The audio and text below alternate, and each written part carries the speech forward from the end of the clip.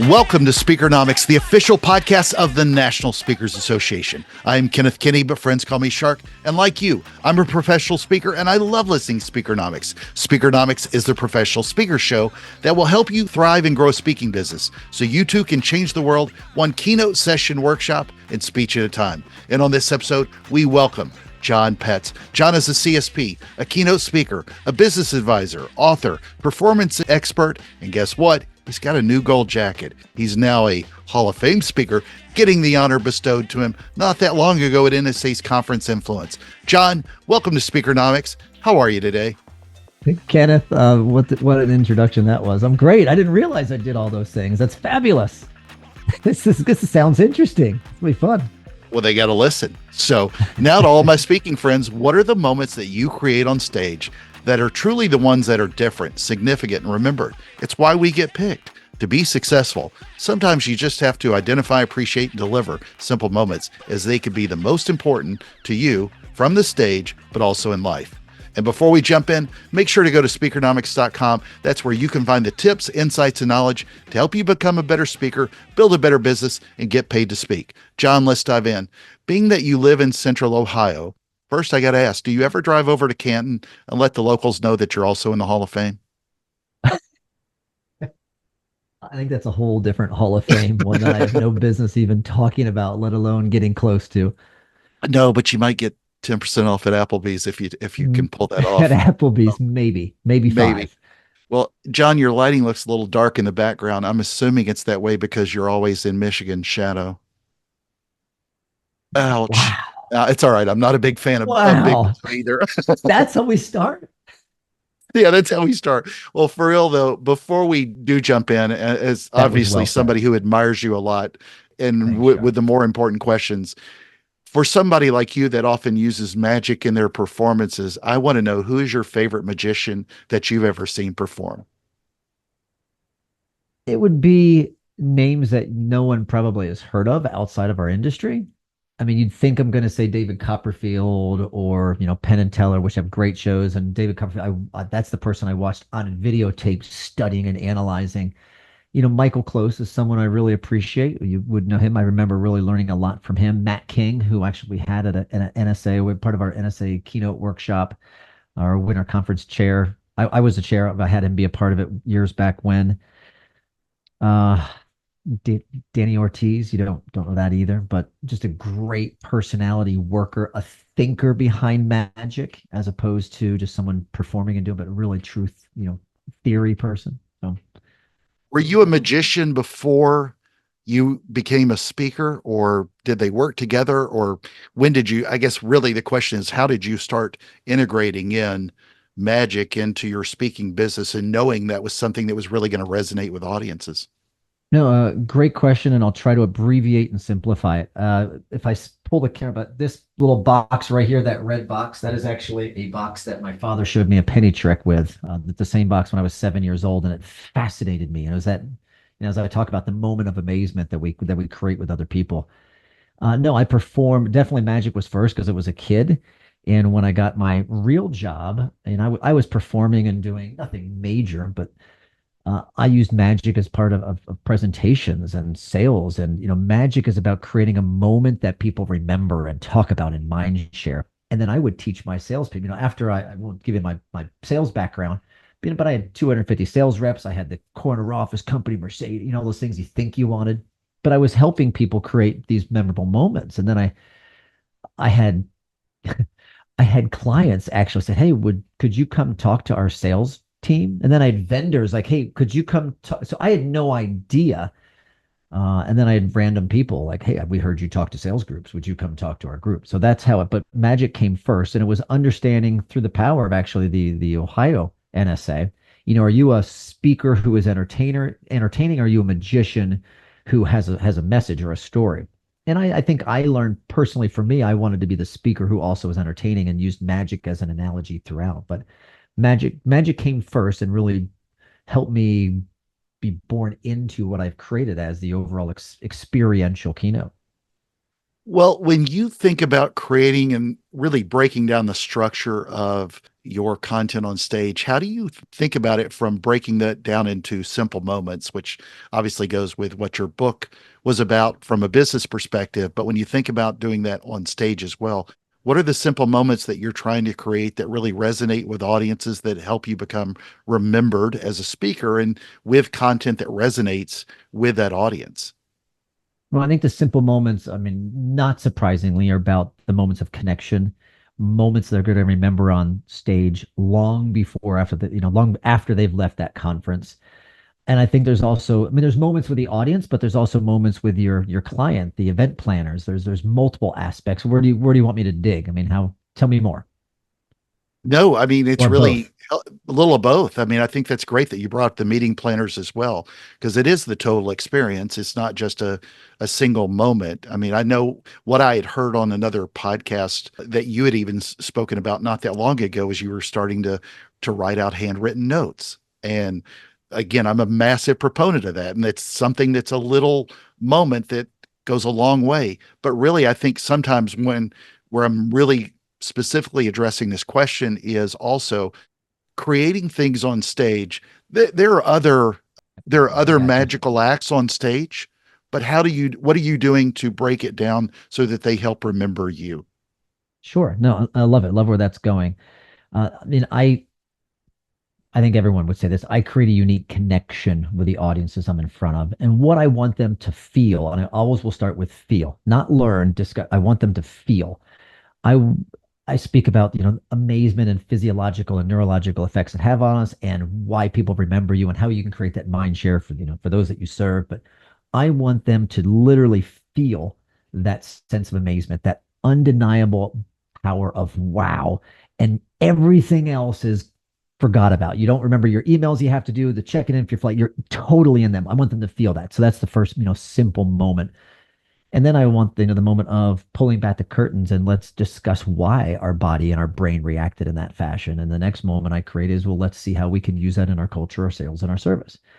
Uh, how you create those moments, I think some happen spontaneously or happenstance, but really it's also designed. I want people like a moment of connection, a moment of someone being on stage and not feeling that they were picked on or they're going to be that volunteer, but they're going to have a tremendous experience and a enjoyable laughing moment where they get to be the hero. So those are moments in the on. But I think a big moment of what we do is how we connect off stage. I think if I really wanted to talk about moments, we have our performance moments, but we perform from what I call plane to plane.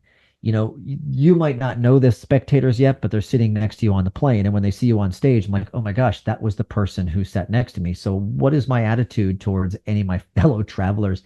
And then, likewise, when you're flying into the next city, wherever you might be, now you have people actively walking down. I'm like, oh my God. And so you're on. So, your brand on and off stage is everything. And I think it's really important. A moment is you are you on and off stage. And I think we all know people who are that on stage persona and off stage they can be a different person. So I think that's an important part of a moment, and that's what our planners want to see.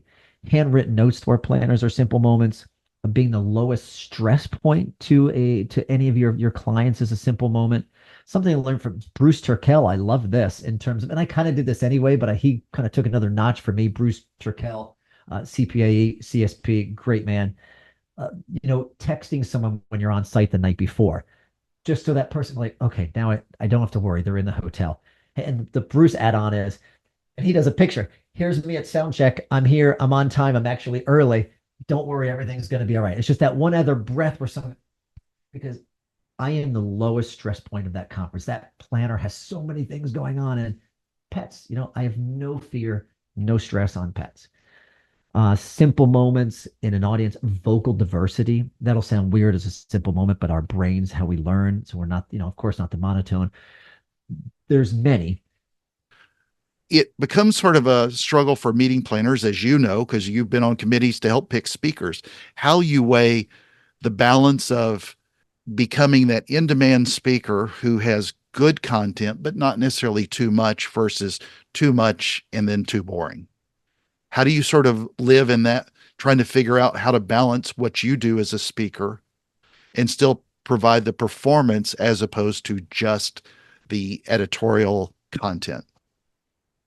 And I think if I'm understanding right, the key word I think you use there is balance. And Yes. thank you for saying not high content. I mean, I define high content as these are my 10.5 steps to having a more successful sales team in bullet point one. But I mean, I have the rules. These are the fundamental rules for creating. So I have that aspect, but it is the balance of how much is pure content learning strategy, how much is inward looking personal inspiration in my case when I look at it, and then how much is a story, engagement, entertainment, interactive component that gives you the illustration, analogy, experiential moment to truly embody and discover what that rule or content element means to you. I mean, sometimes I will balance it by the prep calls because some people, when they hire me, they know they've watched. Generally speaking, they've watched the video, and there's the trifecta. It is energy, it is entertainment, there's inspiration, And I'll ask them, tell me, learning from the audience, how do we want them to feel when they walk out the door? And if we looked at it, and I'll balance, we're going to do 30% strategic content, we're going to do 40% of experiential in terms of the interactive, the story elements, and then what does that leave? 30% of really inward looking personal inspiration. What does this mean to use and how can they actually use it in their personal and professional lives? So I think some would come from that component, but balancing, I think also is really learned when you walk out the door and you're there and you're just talking. That's the best part of a presentation is one-on-one conversations with your audience, not the planner, and asking them, generally you get the gushers of, oh my gosh, that was wonderful. We love what did you take away? What are you going to do with it? And hearing the components that had meaning to them. And sometimes it was so funny when you did that. And if it is so far balanced on, it was all about a comedic moment, all about a magic, story element, and not enough about, hey, when you talked about the significance of mind share and how I can create a moment, you need all those answers to come together. If it's all business content, in my opinion, then I think I've missed. I want them to have the emotion, I want them to have the laughs, and I want them to have strategic content. So I think there's a good way of getting real-time feedback from your audience of what you did not enough of or too much of. Yeah, and again, I don't even like the way I phrased it because a content's not necessarily the best word. You hear over and over that clients and bureaus, they always are telling you they want the audience to walk away with more tactics, more actionable tactics. And again, 100% get it and agree with it. But at the same time, getting people to remember, I can't remember. I've seen so many speakers who had high content that had tons of actionable tips. I remember probably 10 years ago, I probably did one that had 100 tips on stage in an hour. And I'm like, who remembered more than me being, neurotic and drinking too many Red Bulls that day to try to get 100 out in an hour? But none of those speakers generally you remember once you leave. So getting them to the place where they can, with that balance, motivate them or motivate their brains and inspire and create that environment to where they can actually take something back to work it's a tough balance. What is? I mean, let's look at it from who's paying the dollar, right? Who's paying the money to bring in the speaker? Who's the stakeholders of your conference? And you're right in that. I mean, one day versus a 3 day. Let's talk about a 3 day conference is three different. I mean, I'll talk from the keynote perspective, but this applies to any session within. And that high content person, I mean, if you want to call the 100 tips person, that is a lot. But if you walk away with 5 things that you could instantly implement tomorrow, fabulous. And I know folks that have that type of model, but you don't want that model for each of them. Your opening is a dynamic. It sets up the energy, the mood, the overall feel of that conference. Maybe the middle one is that high content. And the last one, it could be you're tying the bow on the package that gives you the feels and that heartfelt message because you're exhausted mentally on day 3. You can't take any more content. And like you, I produce conferences. I hire speakers. There's multiple clients I've worked with for years and years, and I'm on the committee that helps pick the speakers. So you see the mindset of what's picked. And what people remember are the emotion and the experience, how it makes them feel every time. Everyone's going to say we want to walk out with the 3 nuggets, and they do. You need to have your nuggets of learning, those nuggets of inspiration, those leave behinds. But what are people going to remember? I don't know. You always hear different people. Like Abraham Lincoln said, it's not what you say, it's how you make them feel. There's like 75 people that have said that, maybe 75,000 who have said that. But making your content have purpose and meaning. And I think the word really is relevancy. So intentional content that is, you've done your homework and has relevancy. And because it has relevancy, now your stories make sense. The trick, the entertainment has purpose, not just let's do a cool trick and talk about business. And when that is all molded together, when it's balanced, to use your word, that's what's remembered. And that's why they call you back. And that's why they tell your friends about you. Agreed. I Agreed. like how that sounded. That made sense. That sounded great. Well, let me talk about the Hall of Fame, because that is such an honor you've achieved, and It was such cool. a huge Very cool. Thank you. recognition.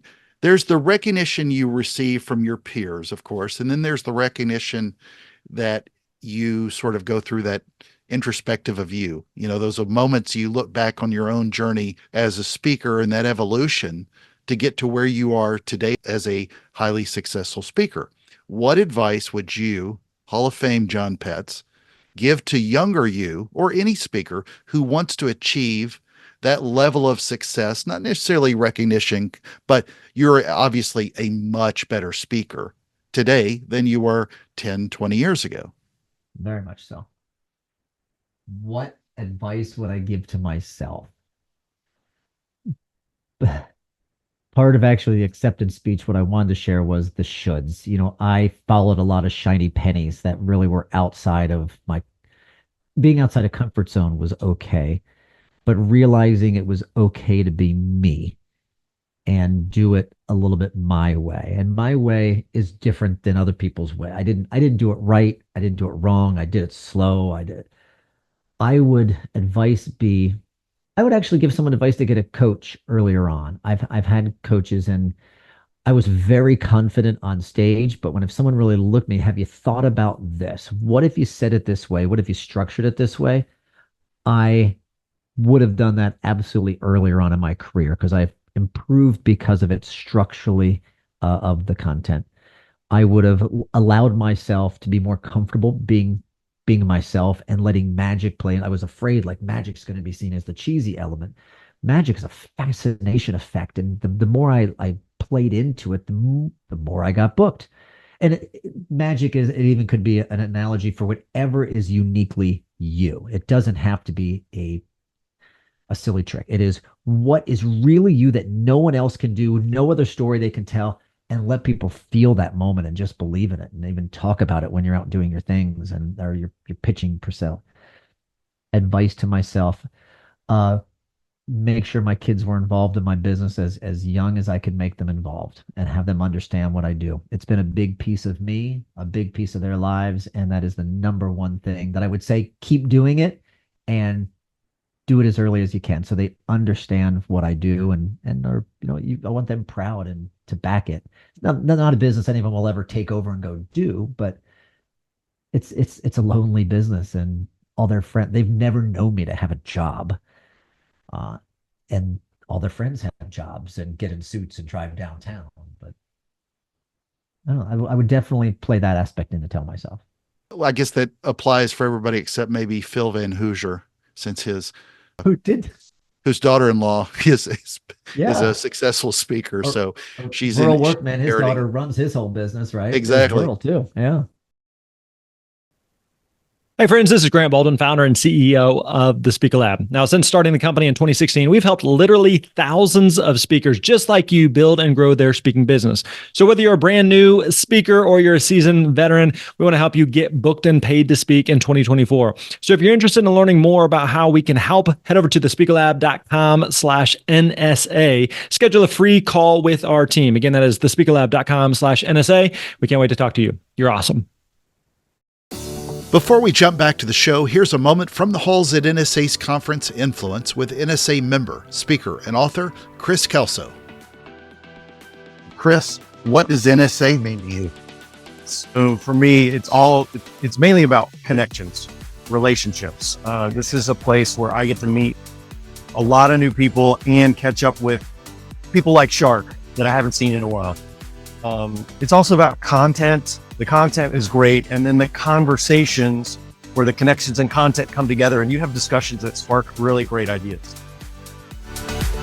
Well, John, here's a question from a previous guest. What is something that you do differently than other speakers to improve your content or grow your business?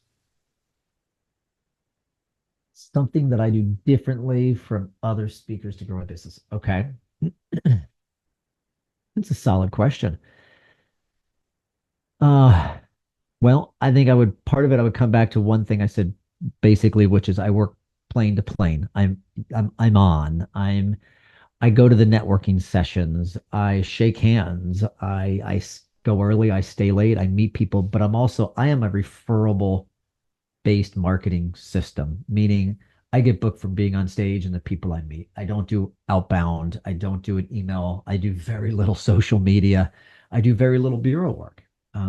So me making connections and just talking and having people feeling approachable. So I think that might be, some people do it absolutely, but I think there's a few people who do a lot of it and be so open to it because we're tired and it's chaos and it's more hands to shake. But I invest time in that and I certainly reap the rewards because of it.